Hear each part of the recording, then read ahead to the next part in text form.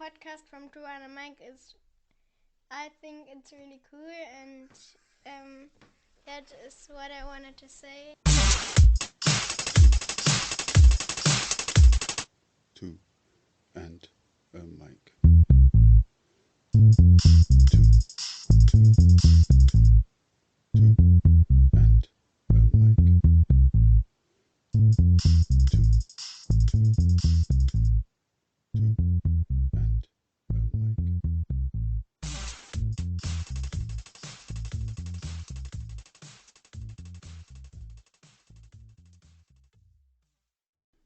First of all, my apologies for not having uploaded a podcast in a more regular time frame. I will try to make up for it over the holiday period. No promises, however.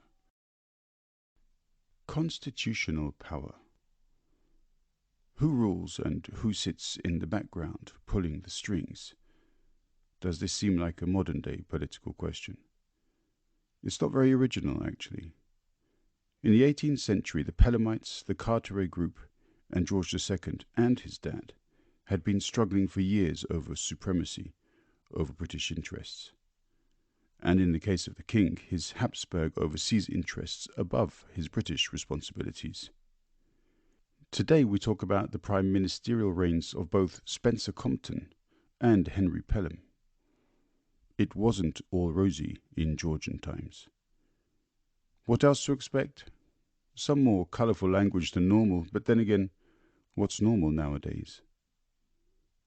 Thanks, Aidan, for your incredibly illuminating take on such a dark period in British history, and it will only get darker as we move forward. But for now, we jump back to 1742, and a little earlier even. Enjoy. I'm joined, surprisingly, by Aidan, my co-conspirator, partner in crime. Yeah, baby. Yeah, the guy who has that, what can I say, the American style analysis to politics, this sort of larger than life voice, yeah? Yeah, baby. America, man. Oh, God, you're almost like a Marvel hero there. Yeah, baby. Okay, so that means we're going to have to get you a cape of some description for the next show, but... I've got one upstairs, don't worry. Yeah, cool. Yep. You're so well prepared, Yep. Aidan. Can I say? In my free time, I cosplay as America Man. Good to know. All right, I'm gonna have to have a word with Tracy about that one. Me cool. too. All right. So so today we're doing what I've considered calling for this podcast a tale of two PMs because like that. Well, the clue's in the name. Yeah. There are two PMs under discussion. So PM number 2, Spencer Compton, reigned until his death from 1742 to 1743. He was the first prime minister to die in office. But having said that, he's only prime minister number 2, so therefore that's no big deal. But what's quite funny is that he's then followed by Henry Pelham, who also died while in office, but that was considerably later. So from 1743 to 1754. He has a pretty, Pelham's reign is pretty lengthy. And, I mean, with Walpole, he's the direct follow-up for Walpole at this point, too. So that was a really fun, seeing how often Walpole's name came back up afterward and how pivotal he is, I thought that was really interesting. Actually, yeah.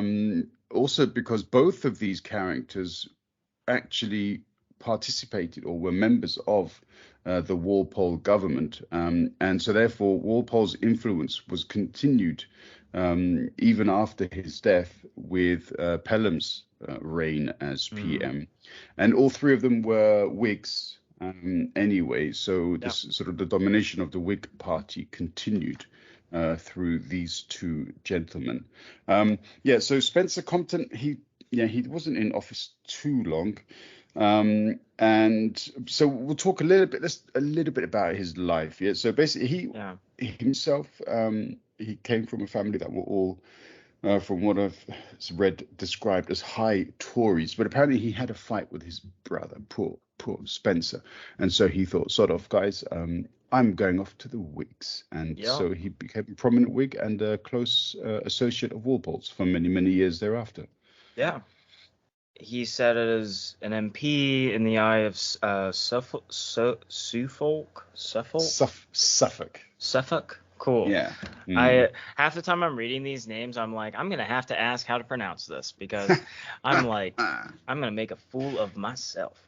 So he's from in the Eye of Suffolk, from 1698 to 1710, and various other Sussex seats from 1713 to 1728.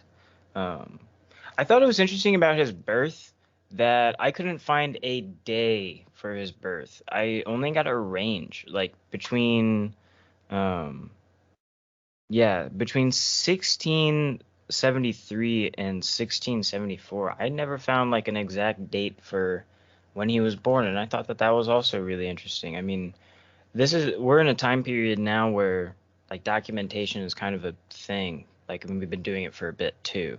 So like, I just think that it's really weird that we don't know a lot about this guy. Like, he's still kind of a mystery guy, even though he was prime minister. He'd been in power in multiple positions for quite some time. Like, I think that that's really interesting. Honestly, I thought it was weird. Yeah, I agree. I mean, we can never say so many years after the event as to whether or not this was a deliberate sort of a misplacement of the documents. True. Yeah, as in they thereafter, perhaps there was some reason why I don't know if there was some kind of age-related responsibility, and they said, no, hide that, and then we can say that he's this old and you can do this and that. Who knows what these people used to get up to? But Yeah. yeah, that's it's a weird one. I just thought that was like, there were a few things when I was doing my research that I couldn't come up with information on, or like when I did, I had to do like we did with Warpole, that extra digging that I was just like, why did I have to do this? Like, why am I having to do this? I found myself in a similar spot with some of the research I did here again. And I thought that was at least worth noting, you know?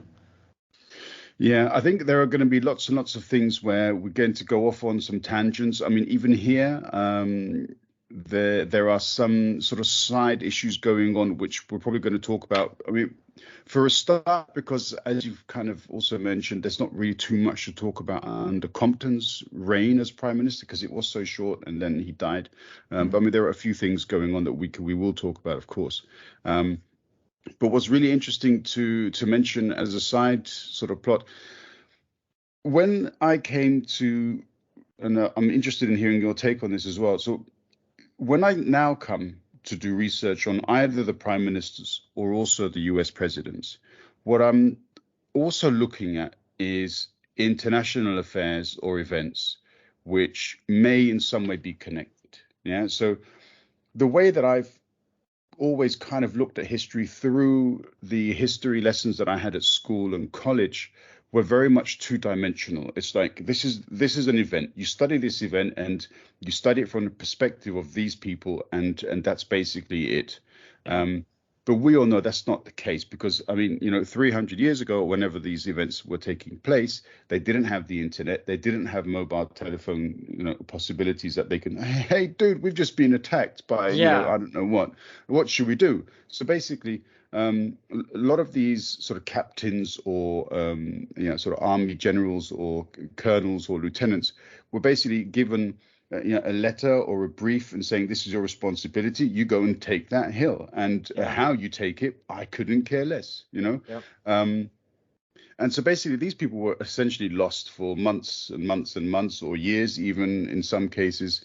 And, news would filter back eventually that this person has done that and that person has done this. And essentially the role of government was simply to be able to coordinate as best they could.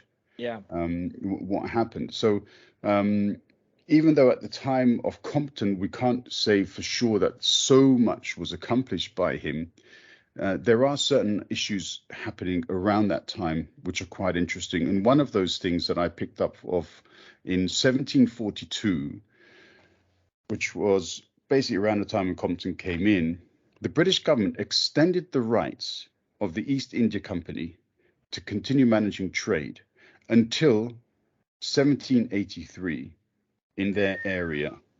Yeah. Wow. Okay. And for that certification, let's use that word, they gave the British government a loan.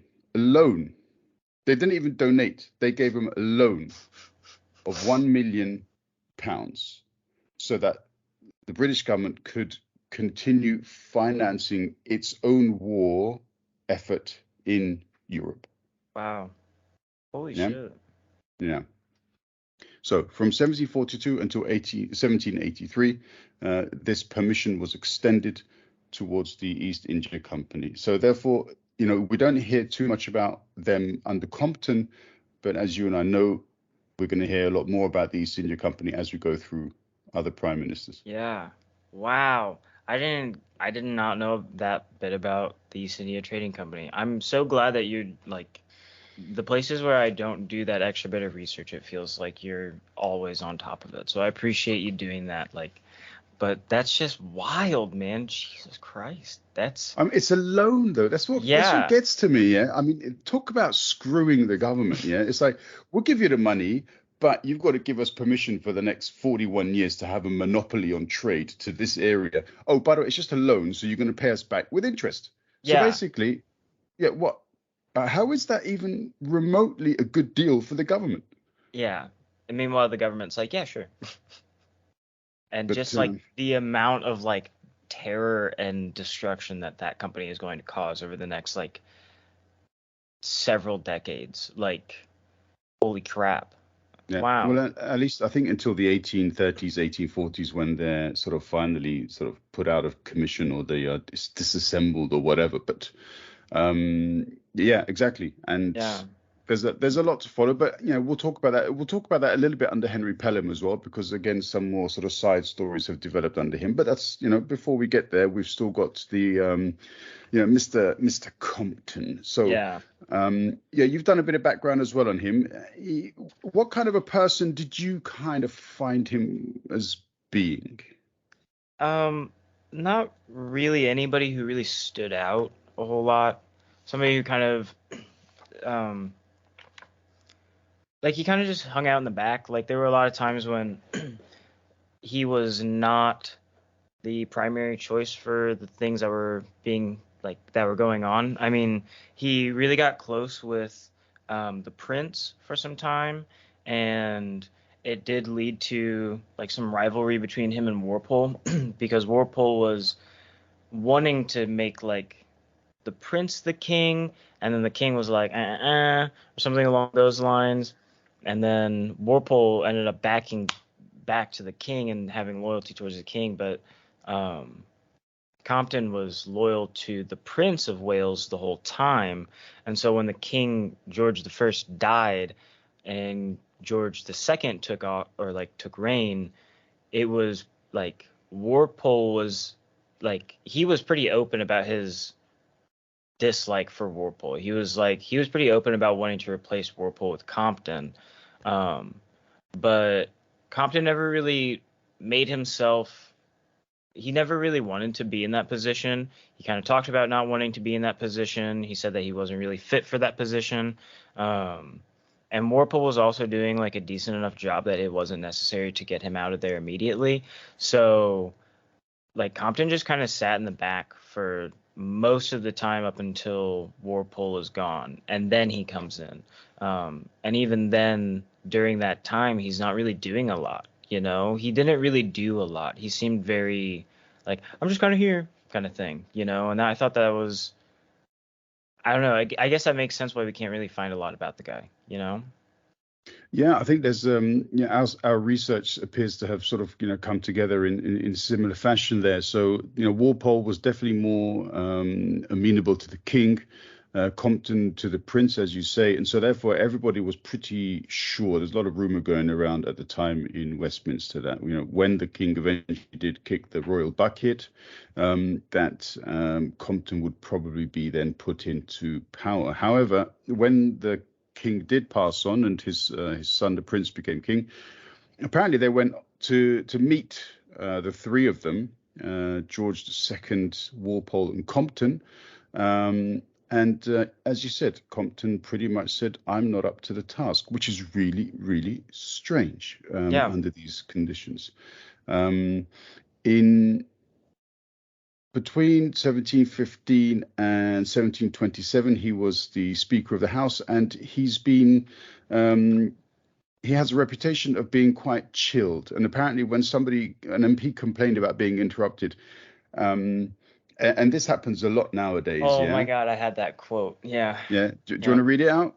Oh, I'd rather you let it out, because I don't think I wrote the whole quote. It was a good one though. Okay, yeah. So he said, so somebody complained that he didn't want to be interrupted, and so the Speaker of the House turned around and said, "No, sir, you have a right to speak, but the House have a right to judge whether they will hear you." Yep. I thought that was I like clapped. I was like, "That's fucking good. God damn, that's fucking awesome." Like, God, that I kind of wish that that shit happened a little bit more often in like American politics. Like I see like the way that it goes in Parliament, and like the way that they just like yell at each other, like PMs just yell at each other and MPs yell at each other. Like it is like in different like countries, the way that they all have this conversation, they're like passionate, man. They're like yelling at one another. That doesn't really happen in American politics. It feels like, at least like in Congress, in the Senate, it's not usually this like, well, fuck you, man. And then like somebody's like, hey, everybody chill, man. Like, we got to take a break. Like, it's usually like this, all right, you have a minute to speak about this thing, and then we'll have you do like a rebuttal, and then you can come back with another. And it's just like, I kind of like that. It's this passion, it's this fiery passion of just like, fuck you, man. And I love it. I want to see more of that in American politics, of just like, I would like Congress to be like 200 plus people just being like, fuck you, man. To be so cool. It'd be dope as hell. I would watch Congress live every day if that was the case. Like, I think it would make American politics so much more interesting. Make it like that, please. Fair enough. I mean, you're always, I suppose, welcome to watch, Parliament's or Prime Minister's questions.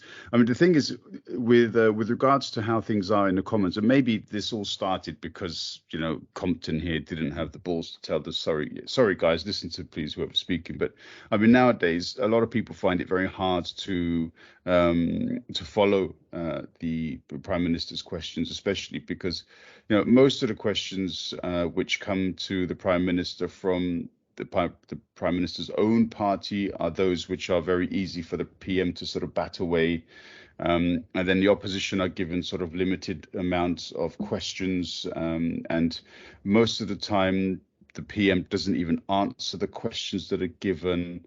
And then when the opposition sort of MPs stand up to say something, they're like booed out by the majority that is presented by the government, and it does seem to be it's almost childish. Yeah.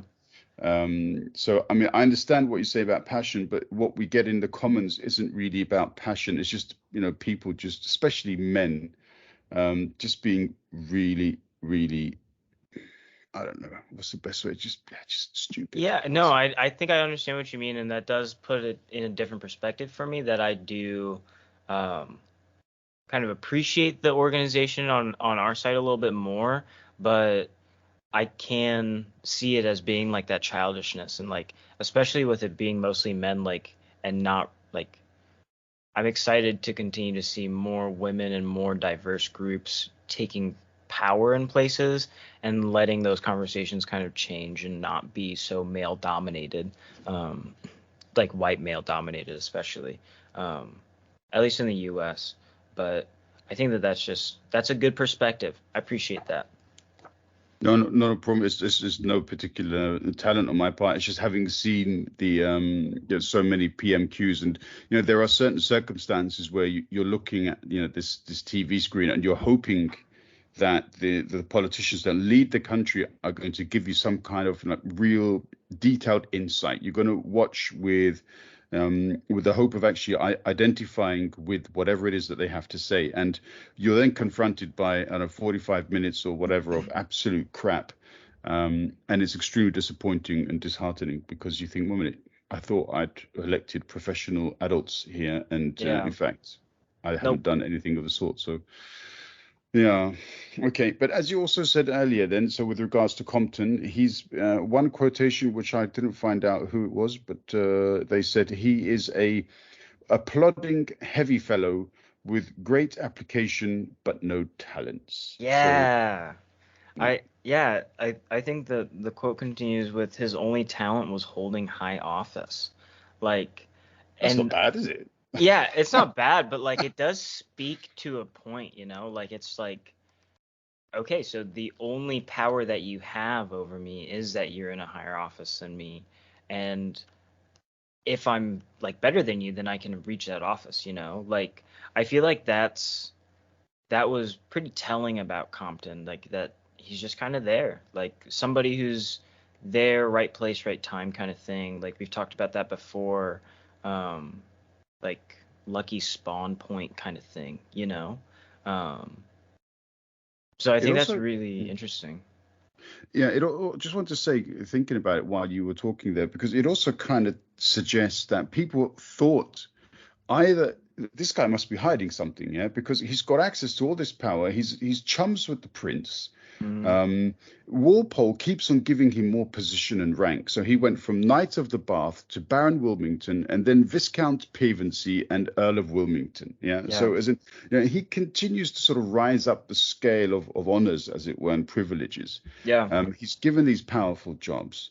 So some people probably look at him and think, well, man, there must be something about this guy. Yeah, yeah, maybe he's, what's the question of what still waters run deep, and maybe there's something, boom, it's going to explode, and he's going to be this fantastic political genius we've not really discovered up until now.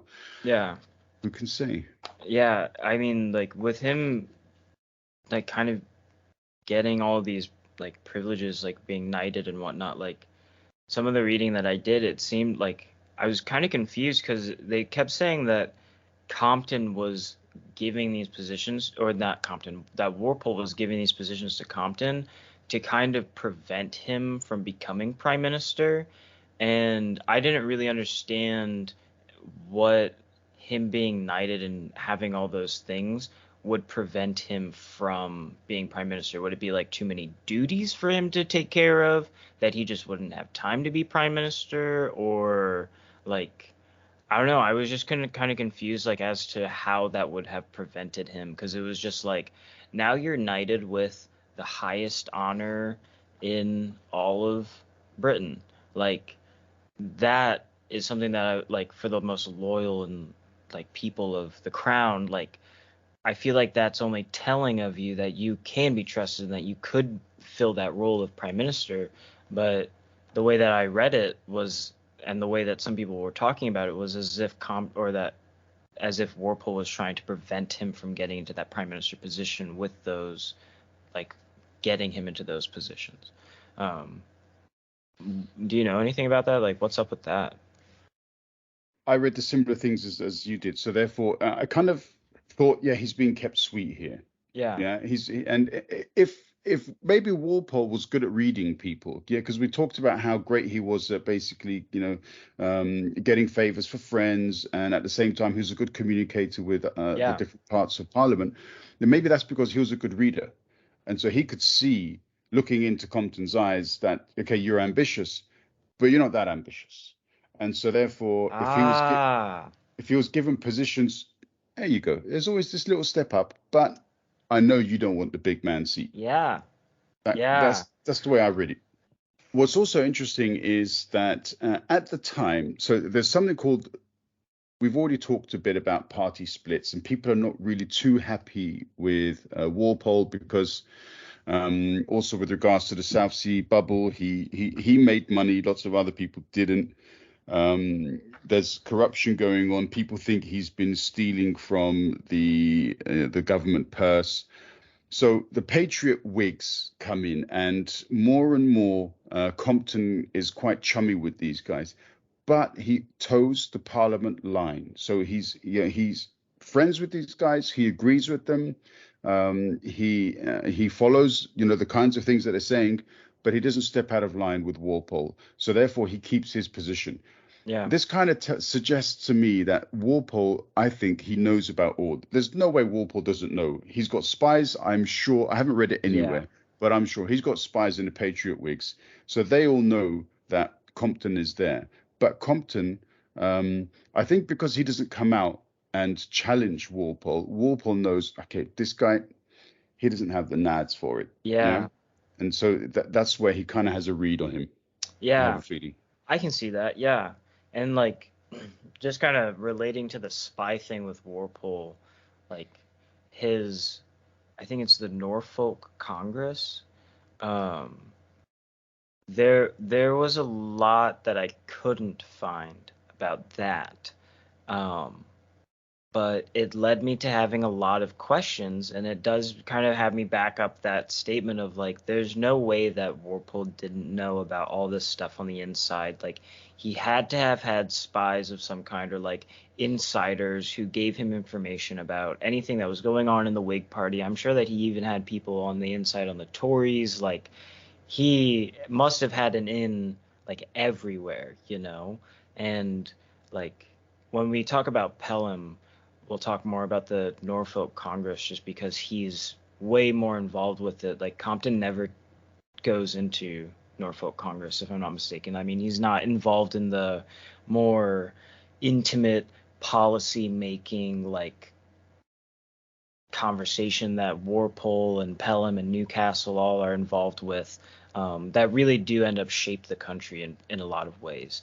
Um, but yeah, I definitely can back up that statement of like he had to have had spies. He had to have insider information. Like he's so skeezy, you know. He's so like I don't know, corrupt criminal guy, you know.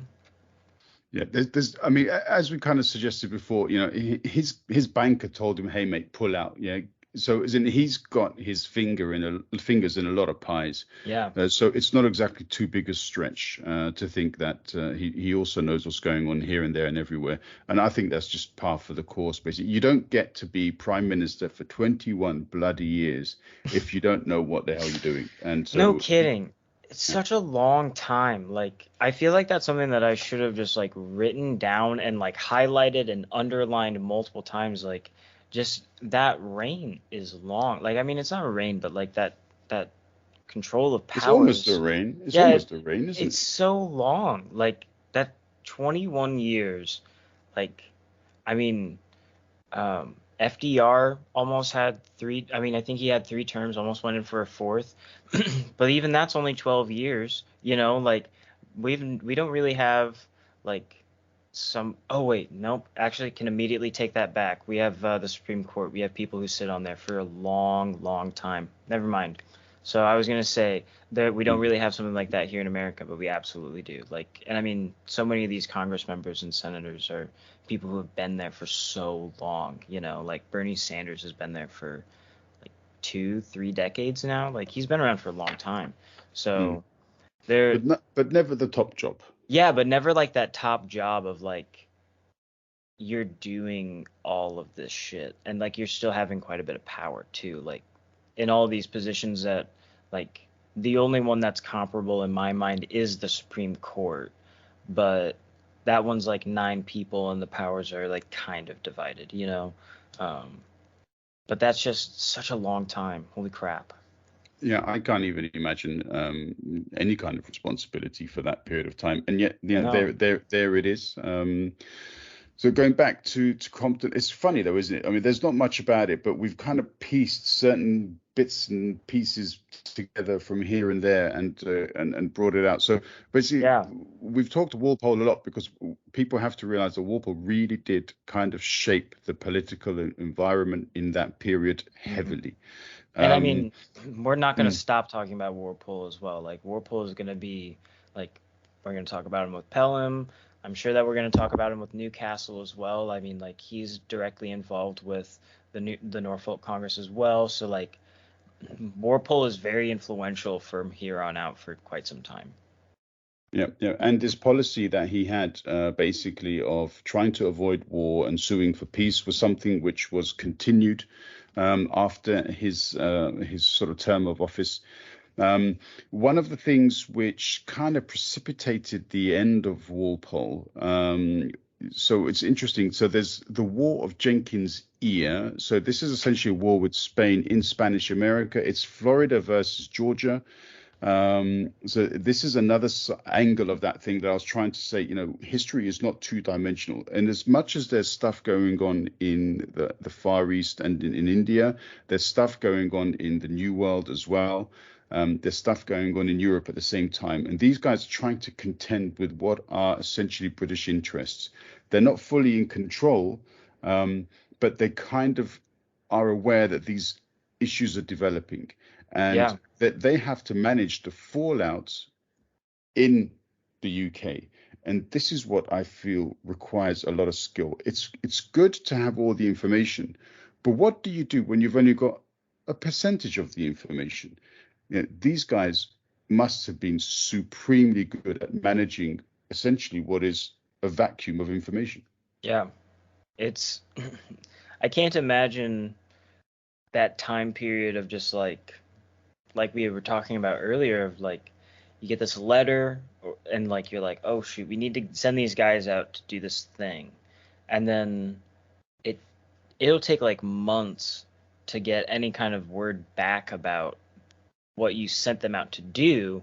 And so like meanwhile these people are like sitting in these rooms receiving letters from multiple places talking about all these things and how you must like cipher through all of that information, come up with a cohesive idea of what's going on, and then like a plan about it, like how to go about that. Like, I mean, we were talking about it earlier with the internet, with phones. Like right now it's just like, oh, I see this video of this thing because everybody's got a phone, but like you wouldn't know about something that's going on the other side of the ocean within a couple of days. Like that takes a long time to travel that distance, like weeks. And so like weeks at the minimum, like like it's a long process. And so a ship going there and then back and sending information and to receive word and supplies, like it that is a task for somebody to do. And God, and I'm grateful to live in the future. Yeah, and we've also got to comment on the reliability of this information. So, as in when we kind of intimated in previous podcasts when we've talked about the East India Company, these people sent the information back that they wanted to send back, that they knew that the British government and the king wanted to hear. Absolutely. And so therefore they basically monopolized that information channel. And when something came through, and sometimes it did, which was not to their liking, that was nudged out. All of the publishers said, sorry, we're not interested. This is the kind of essentially domination which was extended towards public life, which the East India Company had access to. The government could basically manage. Nowadays, that's not possible. So when we talk about what created the kinds of prejudices and discrimination and racism and false sense of superiority that we see, this has developed over hundreds of years of false information coming through. And if we repeat this 100 times and people get bored of it, I'm sorry, but over these centuries, these lies have been repeated, and that's why they still continue to be repeated. I think only on Tuesday, wasn't it, that in 5 states in the USA they voted to basically make slavery illegal because it still wasn't illegal in 5 states. It's fucking crazy to think about that. Like I was scrolling through Twitter the other day and I saw this headline that was like Tennessee, it was either Tennessee or Kentucky, votes to ban slavery. And like reading into it more, like I already know about prison labor and how horrible it is here in the US, and it does still count as slavery, and that's exactly what they're talking about is unpaid prison labor. And especially in places like Georgia where they have a higher black population, and especially in their prison system, it is like horrifyingly reminiscent of like slaved past America, and so it's just terrifying to realize that it's not over and that it hasn't been over. There are so many things that America, like, I had this conversation with a friend of mine recently that the American Revolution has never really been finished. Like, it's not over. Like, the goal of that revolution has never really been met. We haven't, like, it was met by like a group of 35 people who are like, yeah, these are our needs met. And for the rest of the people, the thing that we the people is like, our mission and our drive has never been met, and our revolution has never happened. Like, we still haven't finished it. And so to see those things of just like, it still hasn't finished, like all these historical things that we're like, woo, we gained our independence from like a king, and instead we replaced it with 35 lesser kings, like, and we're all still bowing down to this mega corporations, and like, it's just like, not to get like all woke and liberal, but like, it's very much in that feeling of just like, we haven't finished this, we're not done. And like, relating to the racism that is so deeply rooted, like, I did some reading recently about the American Wild West and how poorly framed it is, and how horribly we look at it nowadays. Like, it's not at all what happened. Like, you have this idea of cowboys versus Indians, and that's not what it was at all. It was the American army slaughtering Native Americans with like machine guns, and they had nothing, like families. And so it's all the way that it's framed in this like same way that the East India Trading Company had framed these people as savages. Like, as soon as you frame it that way, everybody's fine with you doing what you do. And as long as you frame it that way, and as long as you're leaving out so many of like the worst details, you are going to have this monopoly on the information that's going out and the information that people are receiving and how they feel about this. And they're going to have these assumptions and these racist ideas about these people from here on out, and we're going to continue to see it for quite some time, like even up until now. Like, this is very much the root of a lot of this stuff. Yeah, and that kind of also ties in with where we're going with regards to Compton, is because the War of Jenkins here, as I said, which precipitated in some ways the downfall of Walpole, essentially included the history, which is essentially the slave trade. So that this was the culmination of a number of different little battles, little disagreements, and so on, which involved where the British merchants took over access of the supply of slaves to certain regions within America and Spanish America, and this was essentially what one of the problems were. So, Compton, even though he was only there for a short period of time, he has in some ways the fact that he was able to take over as prime minister. It is in some way connected to what was happening over across the Atlantic. Yeah. So I don't know how, like you, I didn't find too much with regards to what Compton actually achieved while prime minister. However, I did find a couple of statements about him being authoritarian. He basically knew how to piss people off, and he made a lot of decisions which he did not confer with his cabinet colleagues. I think, if I'm not mistaken, that kind of reminds me of a certain John Adams. He was apparently a really hard worker, which also reminds me of John Adams. So, but he was a shit manager. And what's quite interesting was that he worked so damn hard, it started to affect his health, and that's why he died on the job. Yeah. Basically. It's a damn shame. Absolutely. Gutted. Not really. Crying at home. As soon as I read that, I cried. No. Poor guy. Yeah, no, I didn't really get too much about his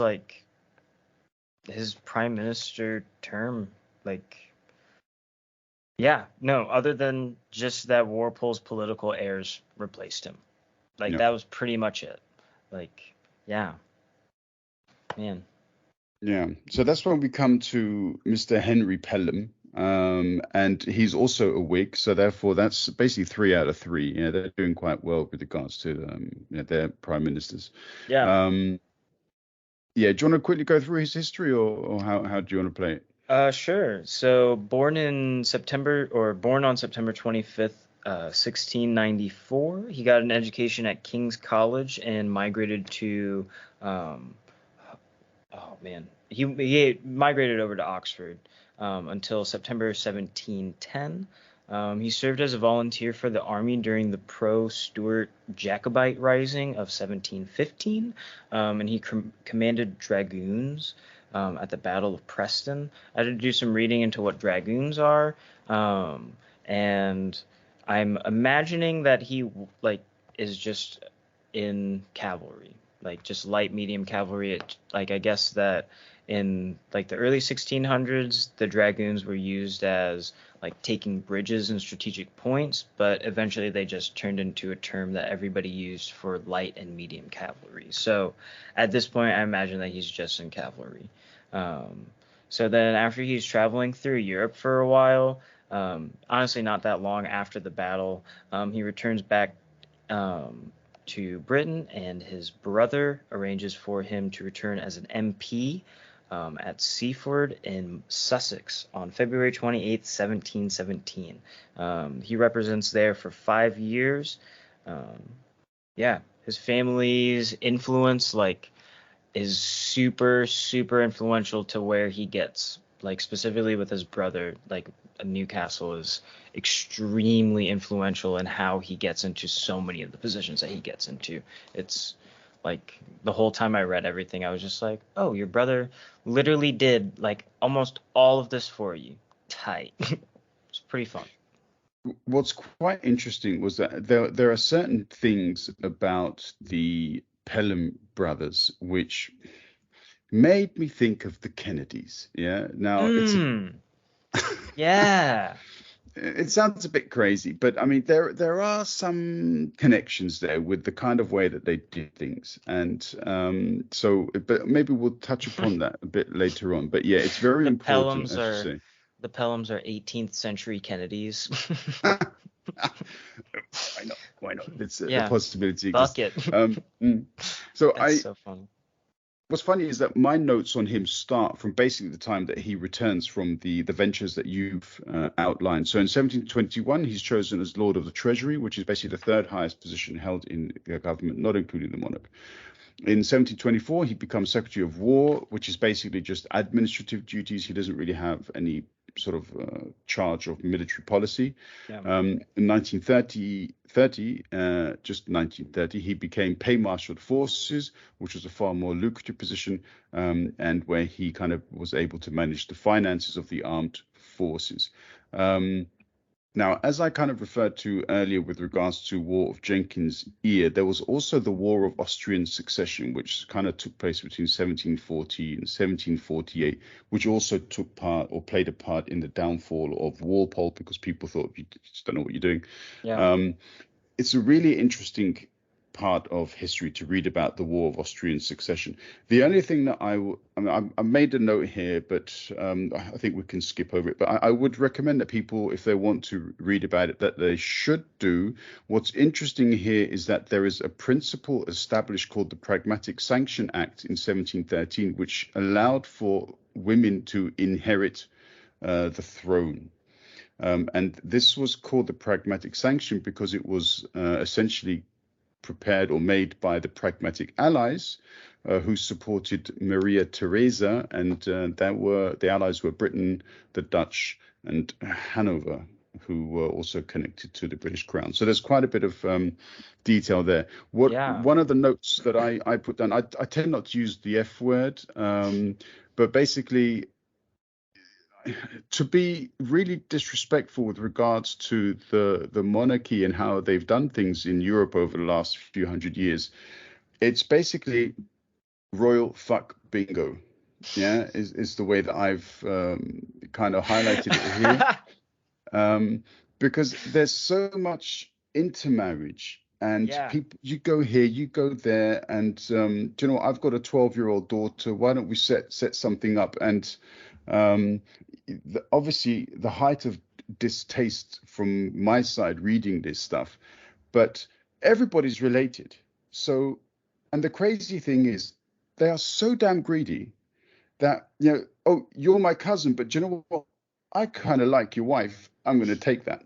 Yeah. Or, I like this castle, or I like that land, and this and that. I hate it, man. I don't understand what these Yeah. guys are. And we've let these people rule for thousands of years. They're mad. They're Yeah, sadistic. that's a bit that I was gonna add was like that it's also like intertwined that it's like we don't want to share this with anybody who is from that lower class. Like, I mean, there's always been like distaste when a royal gets married to like somebody who isn't from a higher standing or isn't from like another like royal family of some kind. Like, it's it's fucking gross, man. I completely agree that it's just like, why do we keep letting these people stay in the same place for all this time? Like, is there a reason other than just you being a figurehead, like, and a symbol of like stability, I guess? I don't know. I guess I understand the stability thing kind of, but at the same time, like,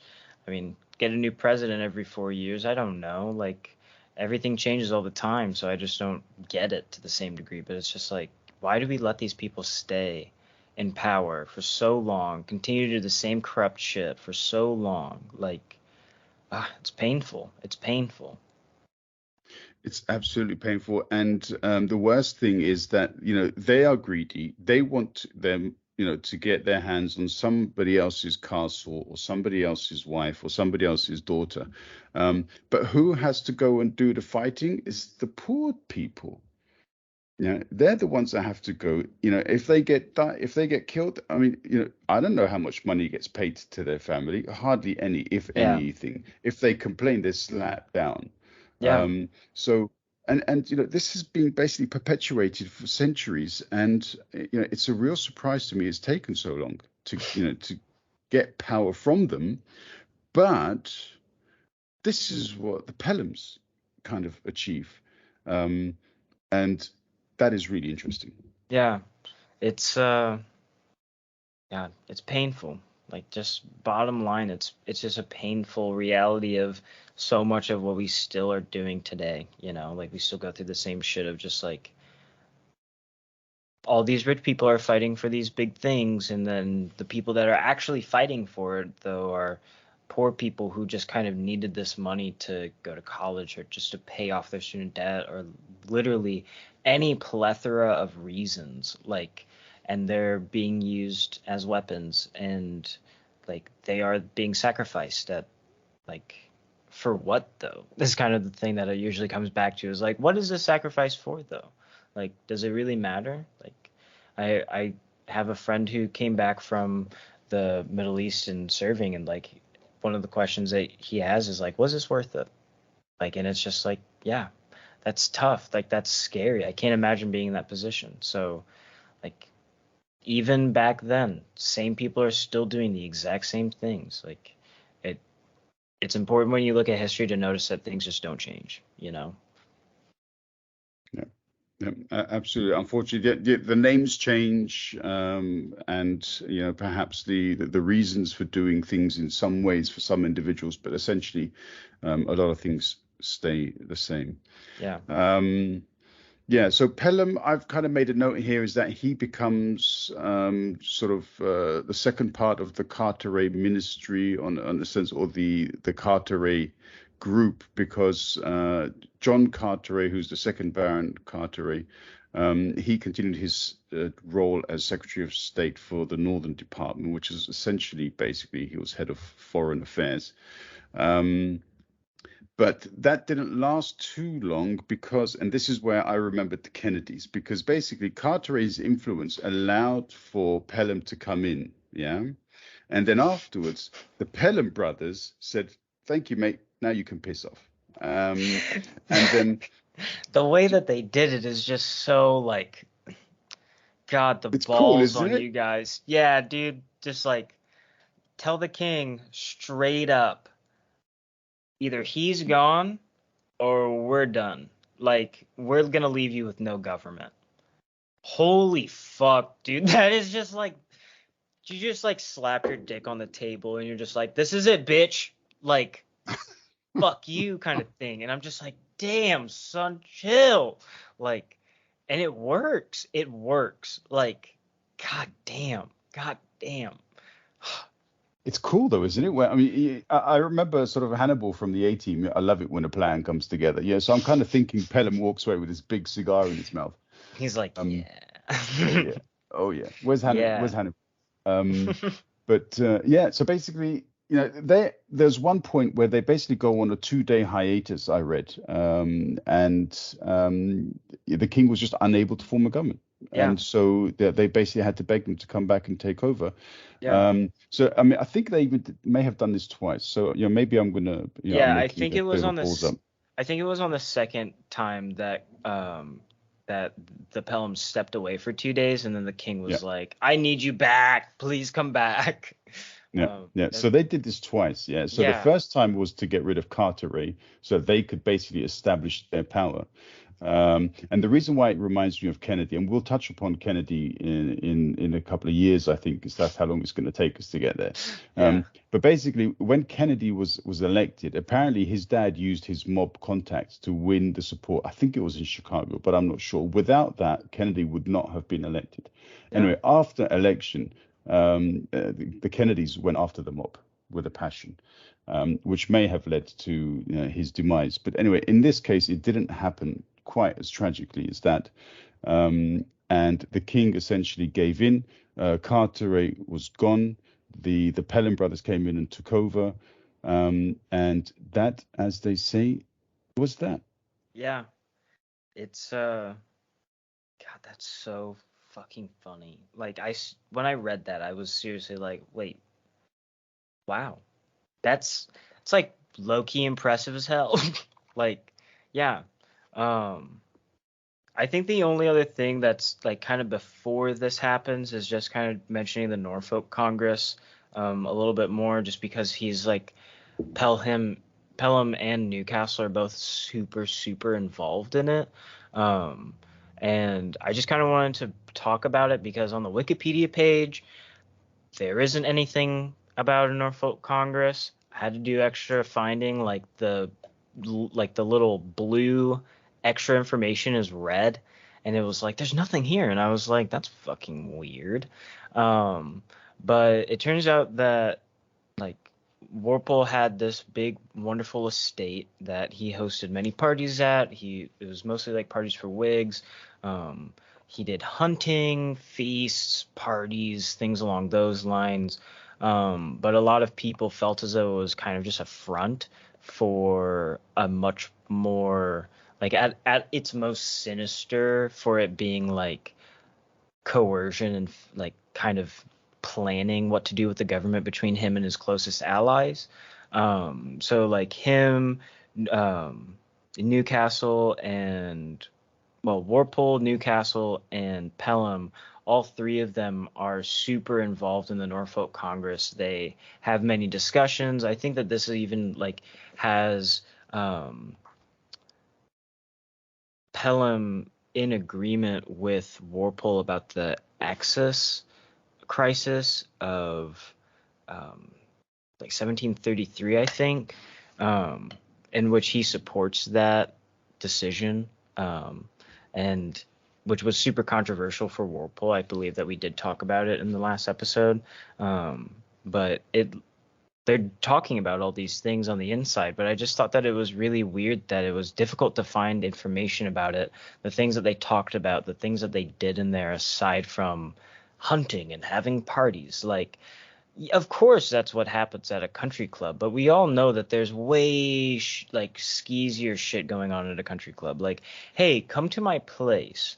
Now that I've given you this wonderful experience, can you do me a favor?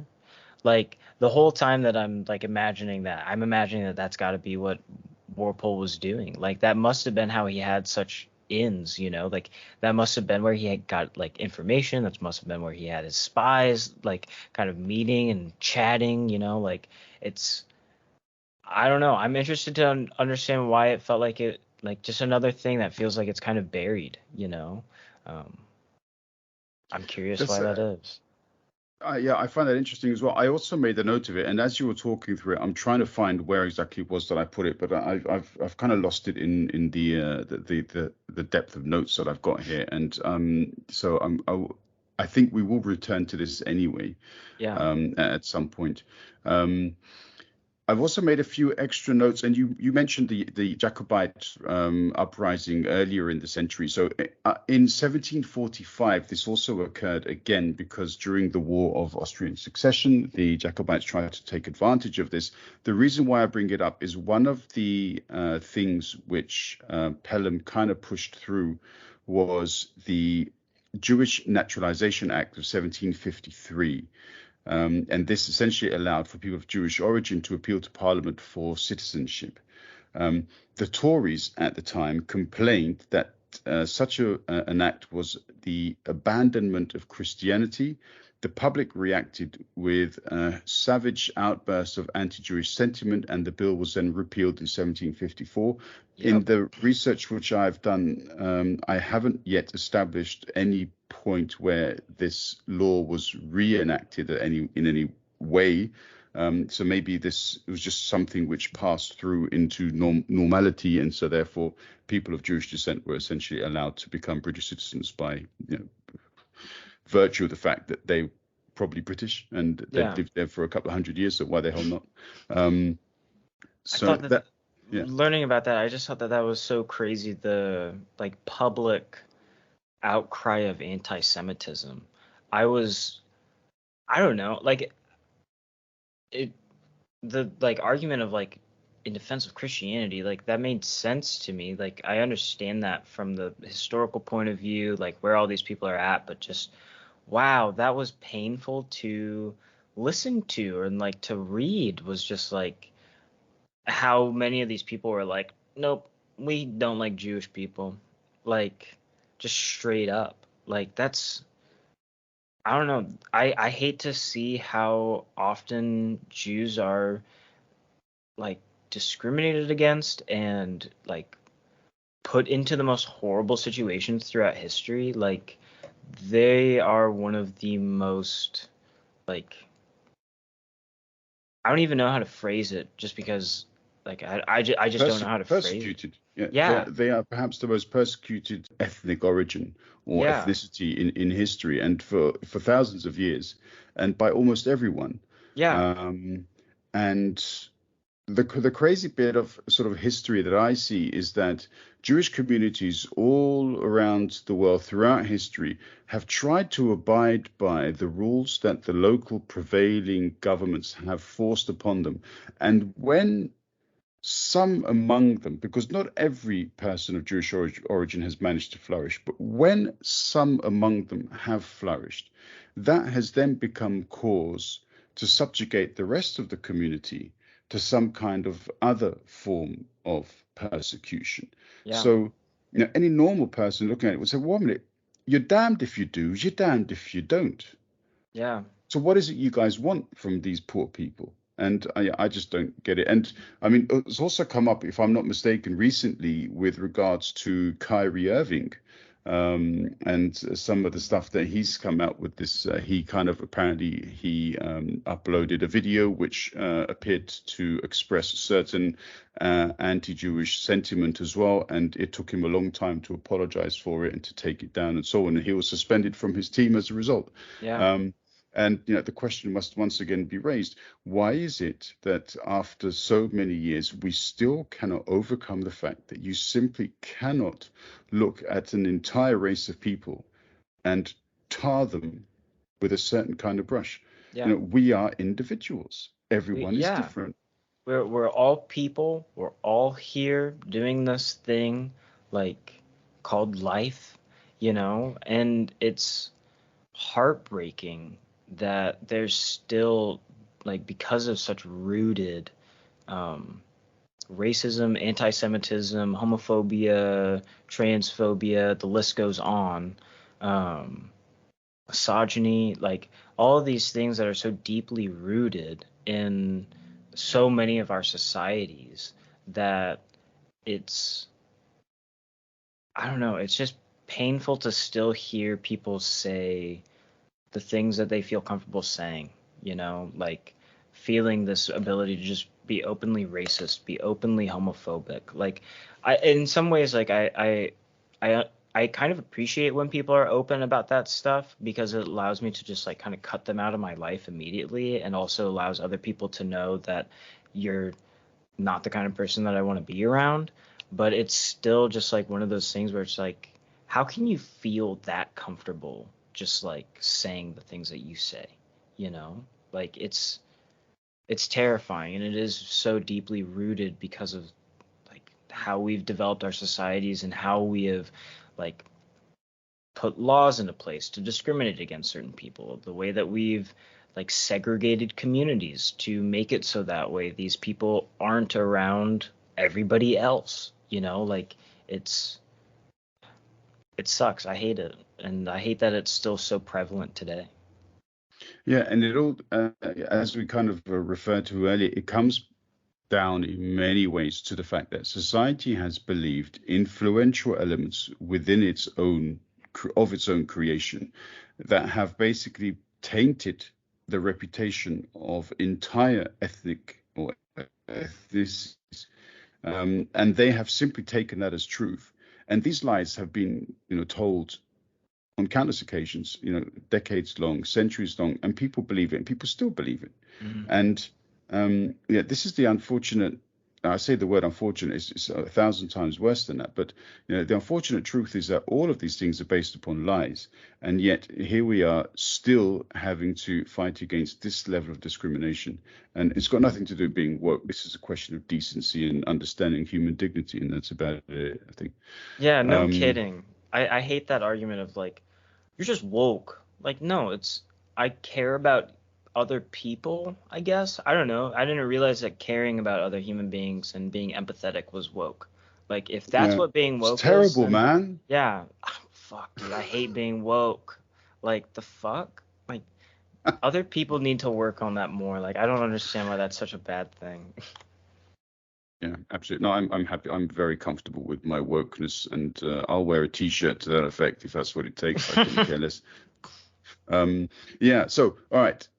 Going back to Pelham then. So Pelham had a good relationship with the king, but not his son Frederick. Yeah. Yep. So Frederick, um, they love all of these little groups that they've created. So there's something called the Leicester House Party set. Yeah. And so the prince is pretty much quite high up with that. And what he tries to do is test his constitutional position, and he wants to get the Pelhamites out.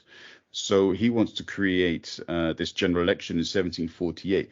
But the Pelham brothers are pretty damn intelligent, and they get the king to dissolve Parliament in 1747. And so in 1748, much earlier than the prince has opportunity to prepare his support for, these guys come back in again. And it's basically crazy cool.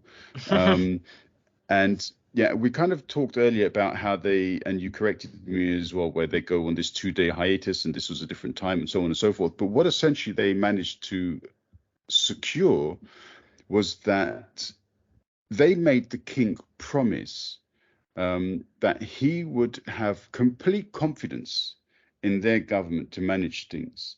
And so basically, they reduced the influence of the king on government. And so, therefore, a lot more influence was then passed to the commons Mm. as a result. And this is what the Pelham brothers did.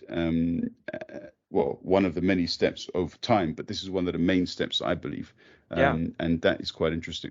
I also thought that was pretty interesting. And that all coming about because of Bath and Cartier, or Cartier. Nah, I think it's Cartier. Um, Going to try to get the king. Carteret, yeah. Yeah, I thought so. I'm like looking at my handwriting. I'm like, I can't actually read that. So good job, me.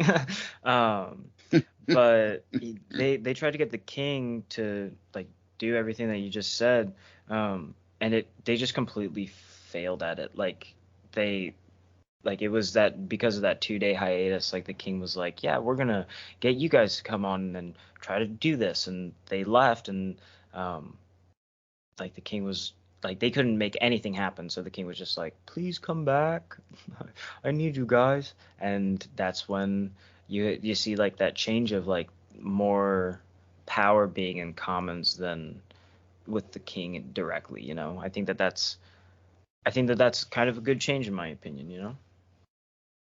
Yeah, absolutely. And so, I mean, some more of the research which I did really brought into a bit more focus the Habsburgs.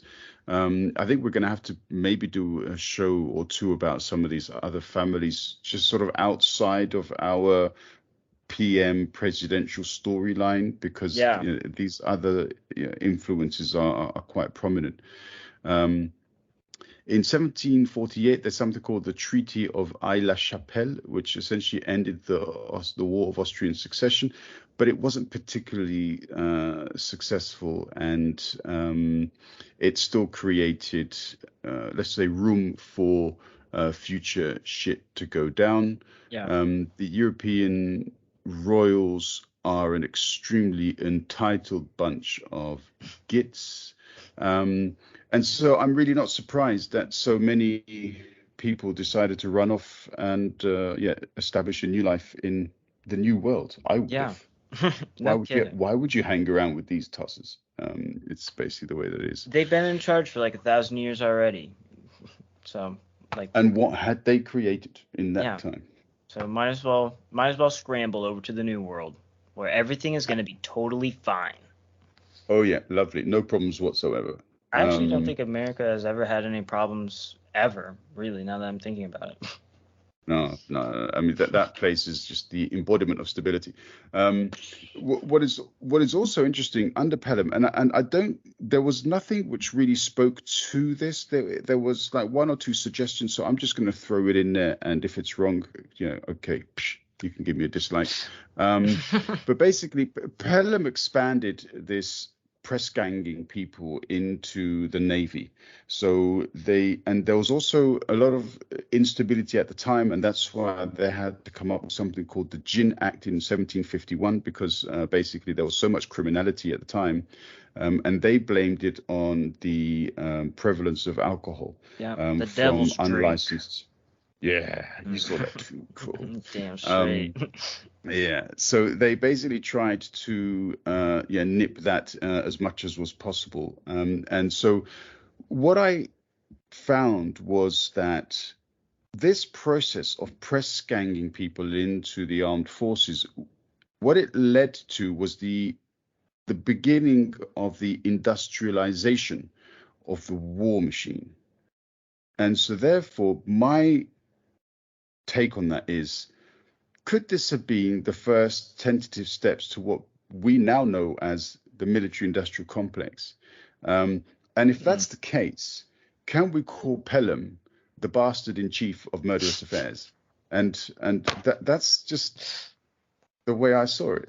Yeah, no, I support that fully. I kind of there were a few points where I did raise my brow a little bit when I was reading through like the press gang stuff, and just like it was like, oh, wait a second. Like now we're doing this like big time. Like we're not kidding anymore about making this military. Like and expanding it to just kind of like we're just grabbing these ships kind of thing. And like now you're part of us. Like okay. Like you don't really have an option at that point. Like there's not much that you can really do on the open sea if somebody like grabs your ship and then is like, "Welcome to the Navy, son." It's like, do you sail away? Do you jump overboard? Like, where are you gonna go? Like, you just kind of are like, yeah, sure, I guess. And so like that that's terrifying. Like I can't like it's like just like those enlistment officers at high school being like, "You want to join the military, son? Come on. Show me how many pull-ups you can do."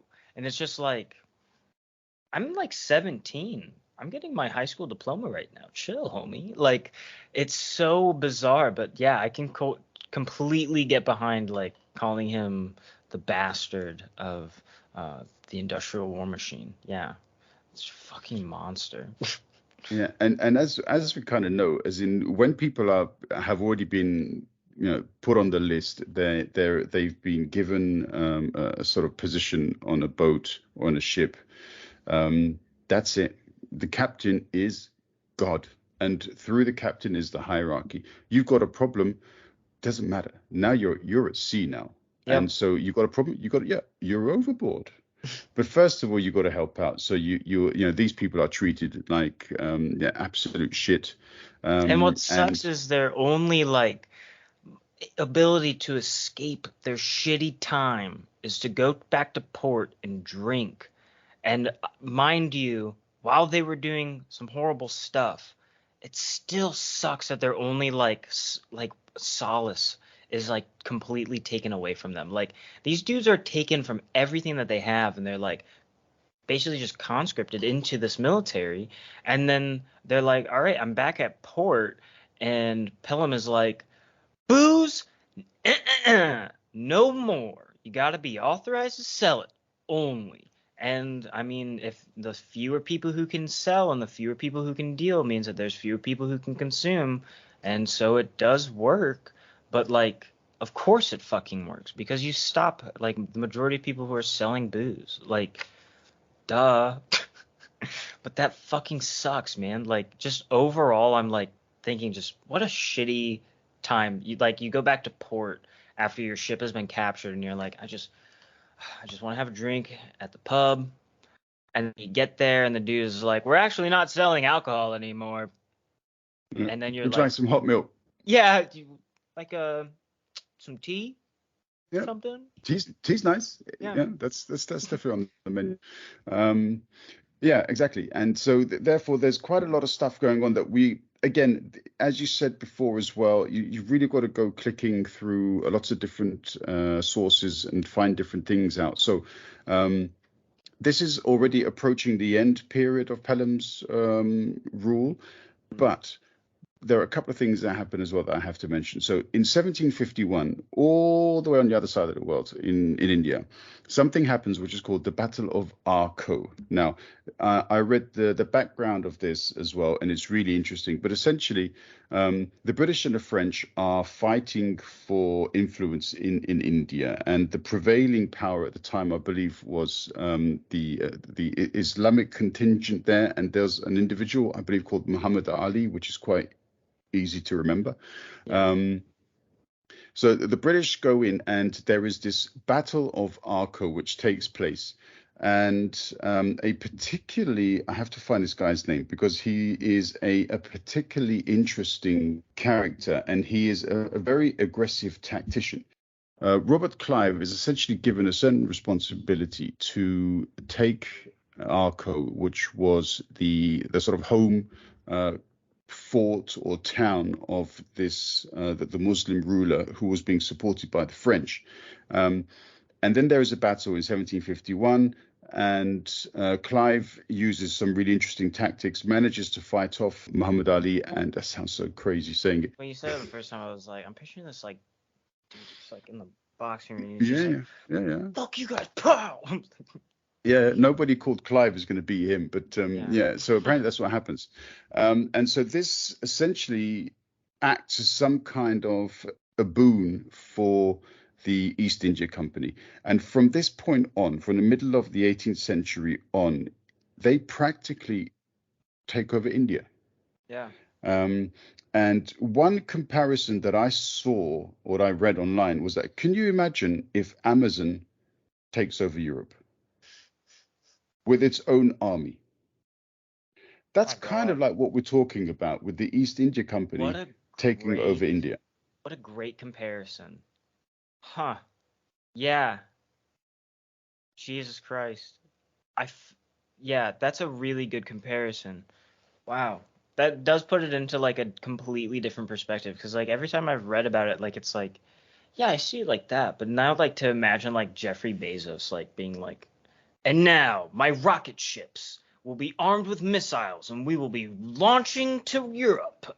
Like the idea of that is fucking bonkers. But like, this is a time period where these companies are so, they can be so powerful. They can have such influence. Like, I mean, there are still so many companies that still do have such influence, like Amazon, but like certainly not to an extent that I imagine that Amazon is developing an army. You know what I mean? Like to establish this control. Like it's, oh Jesus Christ, that's painful. Like just, and the amount of horror that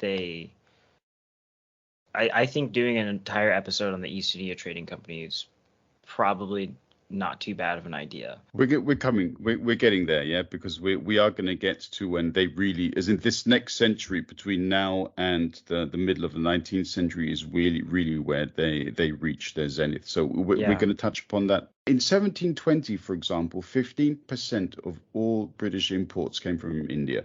I mean, that's quite a bit when you consider, you know, at the time, the distance that had to be traversed and so on. So, you know, clearly the East India Company is operating in a certain way. However, by militarizing themselves thereafter, they were able to propel themselves forward in a way that they hadn't been able to up until that point. Clearly, there were some elements of, I suppose there were some battles here and there, but nothing quite like what is about to occur. And so this is what was quite interesting. This kind of started at the around time of Pelham, and so therefore I have to say that he must take some of the blame. And yeah, so one other thing that he introduced, by the way, the adoption of the Gregorian calendar, and he also introduced something called the Marriage Act 1753, which stated that people under the age of 21 would need the consent of their parents to get married. But obviously this didn't apply to royalty, so therefore they could marry anybody they wanted, no matter what age they were, and so on and so forth.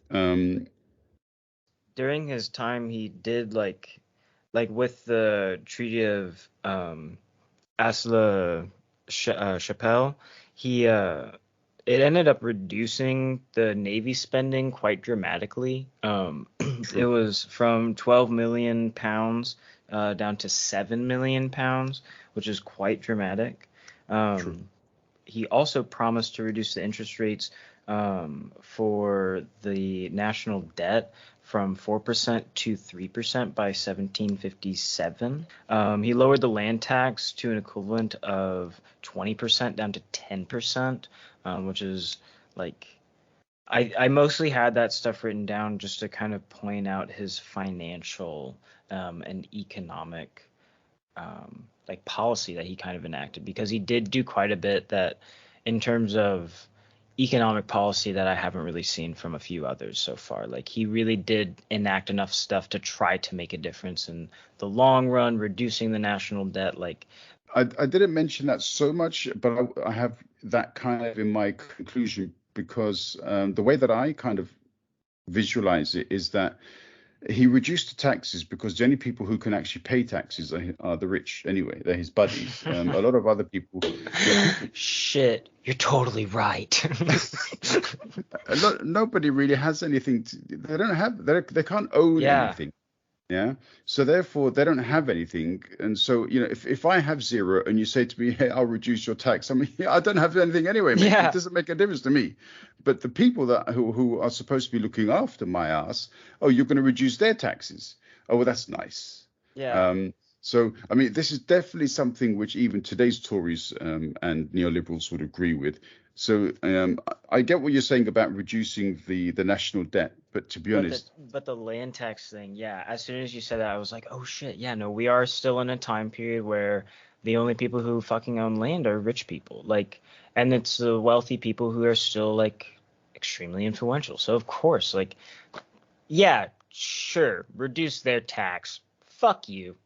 I take back everything I said, Pelham. I No, no, hate no, you, man. no, no. I don't necessarily want to change your opinion too much about him because what is interesting was that apparently he died poor.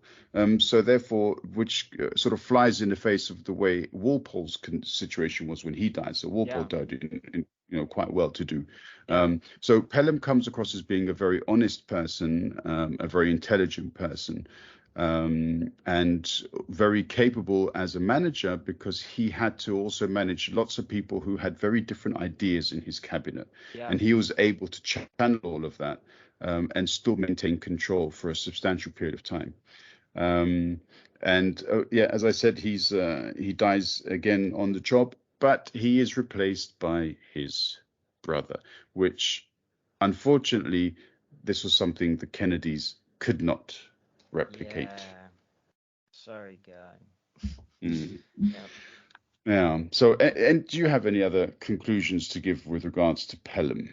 Um, I mean, not really. I think that it was like overall, I think that both Pelham and Compton were super interesting to read about. Pelham was much more in depth just in terms of how much stuff there is about him. There was more information to obtain about him. His length in office was so much longer, so there's so many more things that you can get information about for him. Um, but yeah, I don't know, just corrupt politicians doing more corrupt things for themselves and for their friends, like it feels like that's just kind of the commonality between all of these people, like it is kind of nice to know that he didn't die like super wealthy, like that was something that I read when he like when he did make the switch from what was it? It was like paymaster of the forces. Like when he made that shift, it was kind of labeled as being a more lucrative position that he could like do more things, but also that he could potentially like slide some more money out. Like there was some interesting things about that, but it didn't really seem like he really did that a whole lot.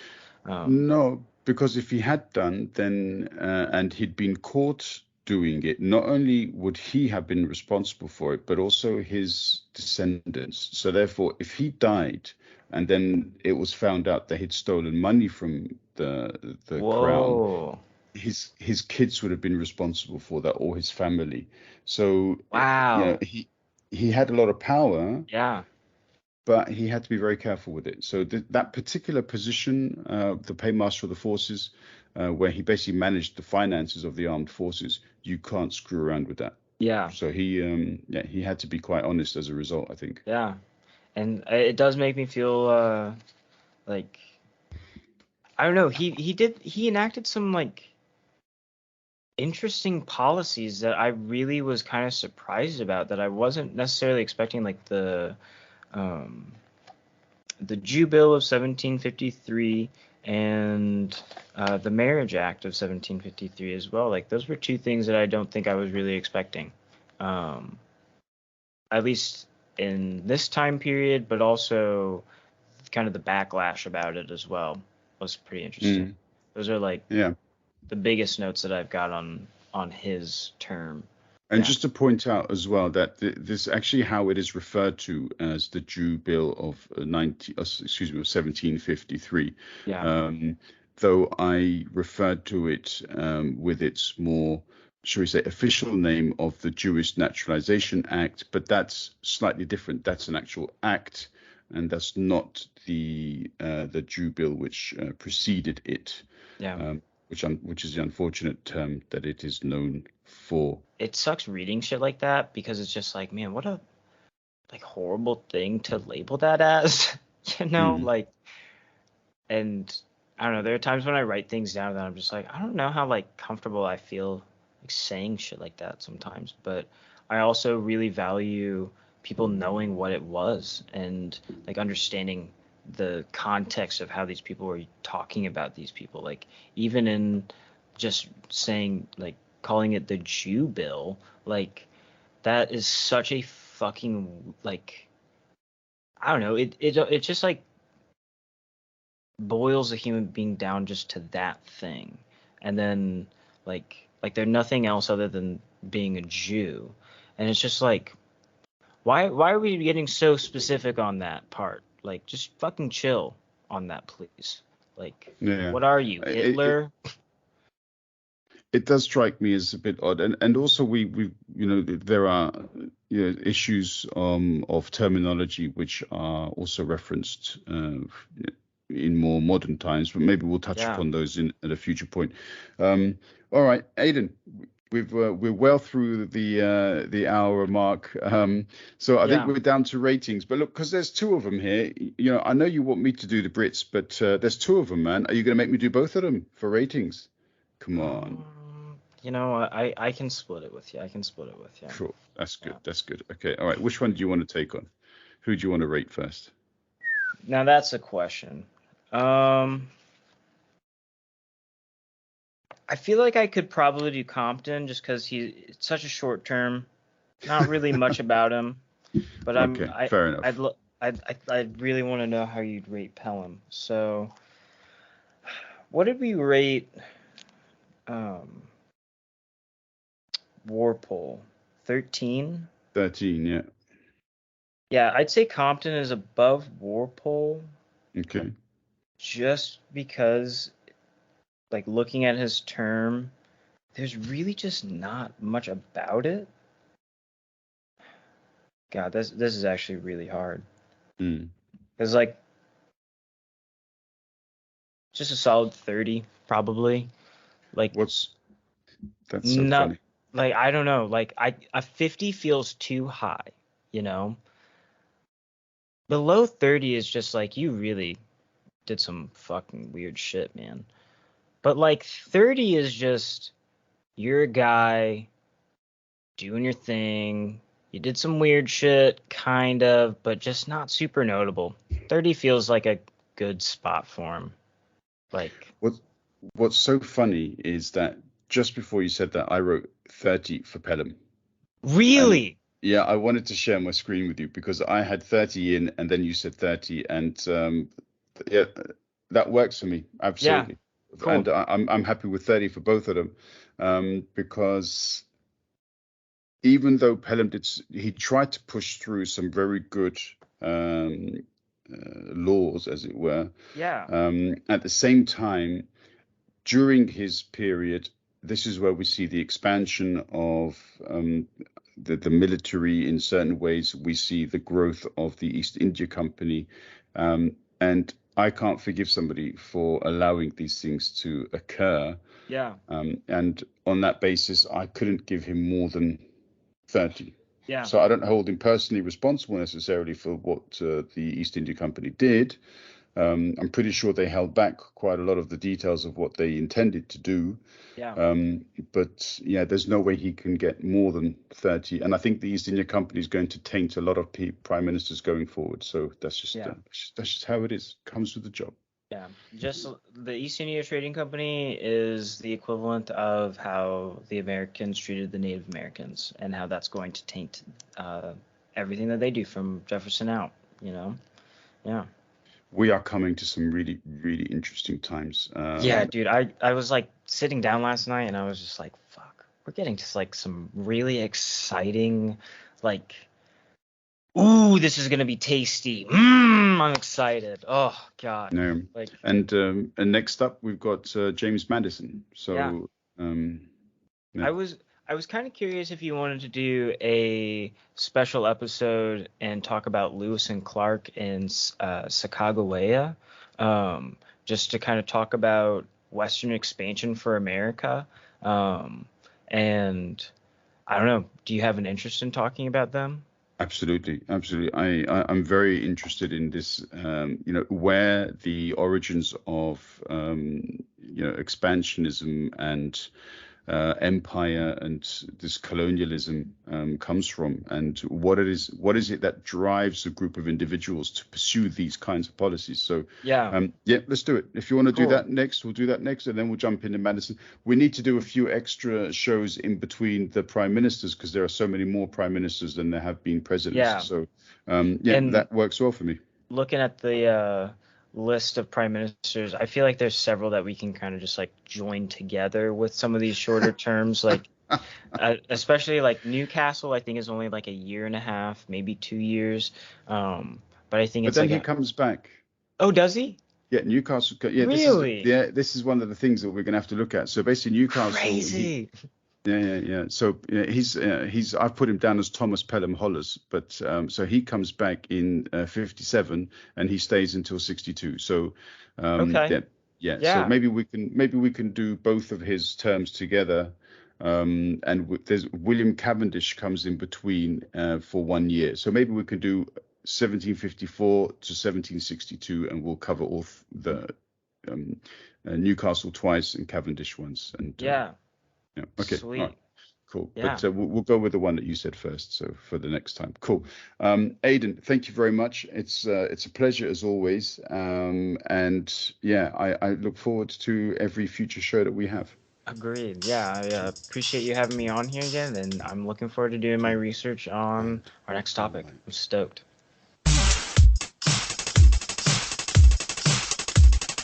Two and a mic.